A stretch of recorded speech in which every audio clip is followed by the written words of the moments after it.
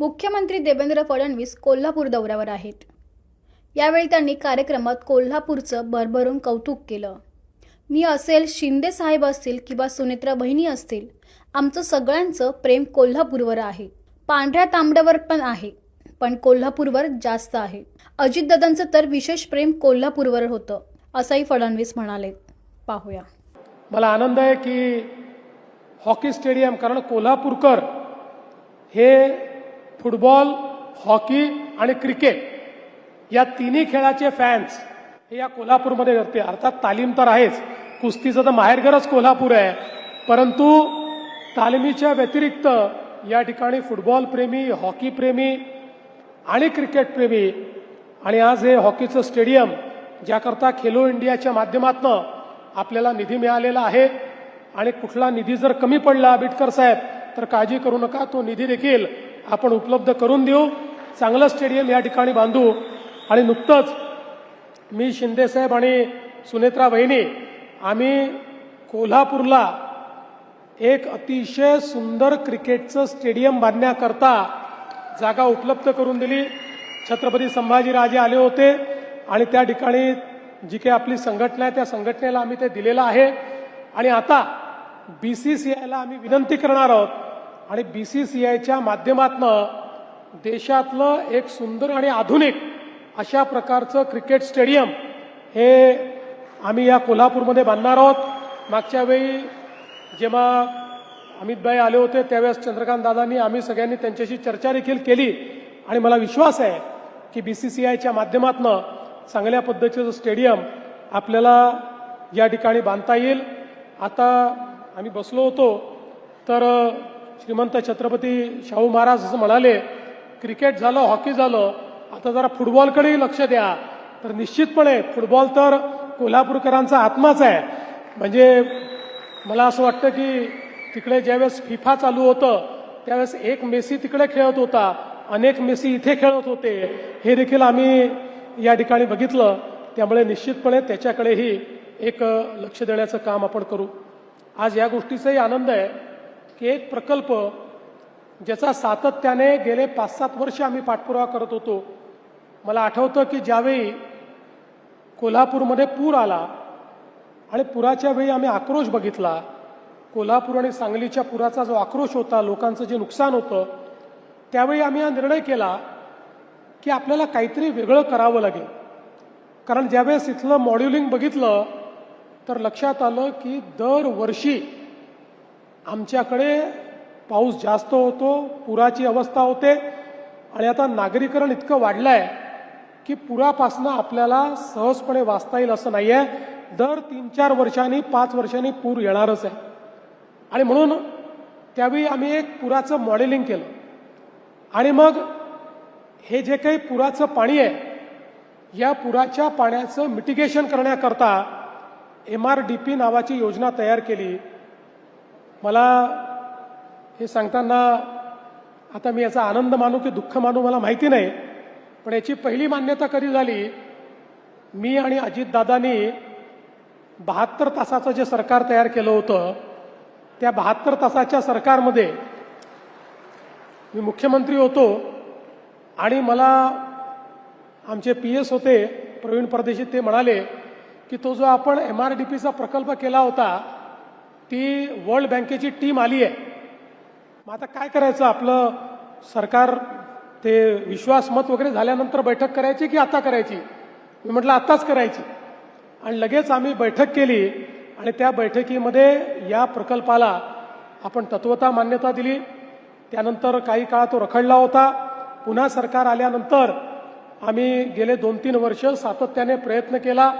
विशेषतः या ठिकाणी आमचं जे मित्र आहे त्या मित्राच्या माध्यमातून अतिशय चांगला प्रयत्न क्षीरसागर साहेब या ठिकाणी झाला, आणि त्या माध्यमातून आपण MRDPच्या प्रकल्पाला फायनली पूर्ण मान्यता दिली। हा प्रकल्पाच्या माध्यमातून केवळ कोल्हापूर आणि सांगली शहर नाही तर संपूर्ण कॅचमेंट एरिया जो आहे जिल्ह्यातला, या सगळ्या कॅचमेंट एरियाचं वर्किंग आम्ही करतो। एक जगातलं सगळ्यात चांगलं सिम्युलेशन मॉडेल हे तयार करण्यात आलं किती पाऊस पडला तर कुठपर्यंत पाणी जातं आणि ते थांबवण्याकरता कसं पाणी आपल्याला डायव्हर्ट करावं लागेल, अशा पद्धतीनं याचं सिम्युलेशन मॉडेल तयार केलं आणि त्या माध्यमातनं आपण आता याला मान्यता दिली. याची कामं देखील सुरू केली आहेत. एवढीच कामं याच्यामध्ये नाही आहेत, तर कधी कधी याचा फायदा असा होतो की जे पुराचं पाणी आहे हे पाणी इतकं जास्त आहे, जवळपास 60-70 TMC पाणी आहे. त्यातलं 35-40 TMC पाणी आता डायव्हर्शन कॅनालने आम्ही पश्चिम महाराष्ट्रातले जे काही दुष्काळी तालुके आहेत त्याच्यामध्ये आणि मग त्या कॅनालच्या माध्यमातनं उजनीपर्यंत आणि उजनीमधनं मराठवाड्यामध्ये हे पाणी आम्ही नेणार आहोत. त्यामुळे पुढच्या काळामध्ये डबल फायदा आहे.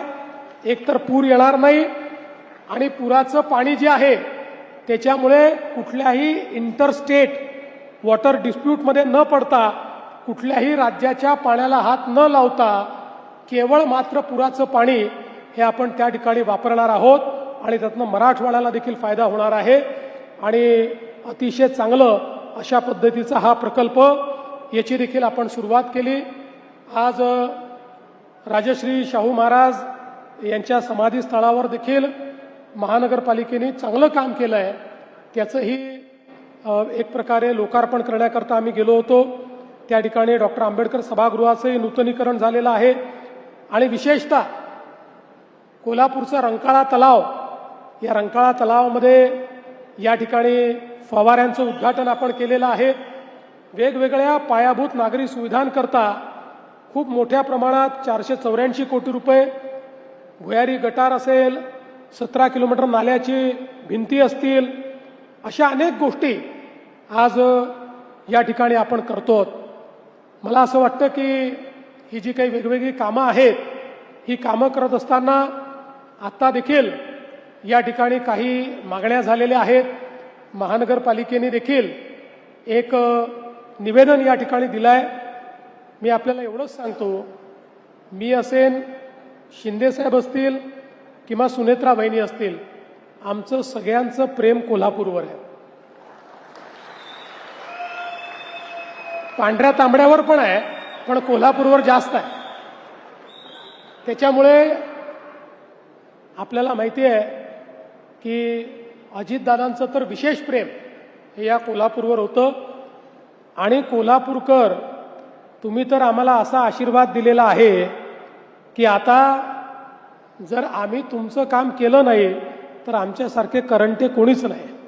तुम्ही इतका भरभरून आशीर्वाद आम्हाला या ठिकाणी दिलाय. त्यामुळे या सगळ्या नेत्यांना सांगतो, काही काळजी करू नका.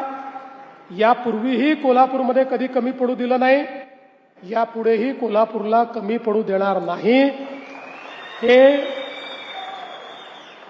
पण यात एक गोष्ट नक्की आहे, मी पण जाता जाता एक बॉल टाकून देतो की हद्दवाढ करणं फार गरजेचं आहे.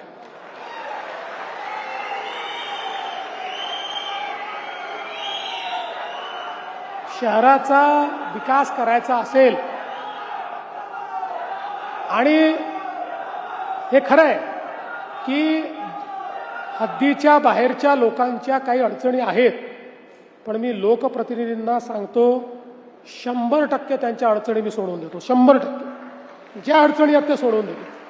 आणि आपण हे जर केलं, आज बघा हायकोर्ट आलं, आता त्या हायकोर्टला शेंडा पार्कला 75 एकर जागा आपण देतोय. इतकी मोठी इमारत, एका हायकोर्टमुळे या शहरामध्ये रोज 20-25 हजार लोक येणार. त्यामुळे या शहराला अधिक सुनियोजित आपल्याला करायचं आहे. मागच्या काळामध्ये शेंडा पार्कला आपण जागा दिली. IT पार्क आपण अमल महाडिक साहेब त्या ठिकाणी करतोय. आपण अतिशय सुंदर कन्व्हेन्शन सेंटर त्या ठिकाणी करतो. त्यामुळे या सगळ्या गोष्टी आज आपण या ठिकाणी करतो. आणि मला विश्वास आहे की पुढच्या काळामध्ये आई अंबाबाईच्या आशीर्वादानं निश्चितपणे या कोल्हापूर शहराकरता जो विचार आपण सगळ्यांनी केला असेल तो टप्प्याटप्प्याने पूर्ण करण्याकरता आम्ही पूर्ण या ठिकाणी प्रयत्न करू, हा विश्वास मी आपल्याला देतो. आणि या चांगल्या कार्यक्रमामध्ये मला निमंत्रित केल्याबद्दल आपले मनापासून आभार मानून मी माझे 2 शब्द संपवतो. धन्यवाद. जय हिंद, जय महाराष्ट्र.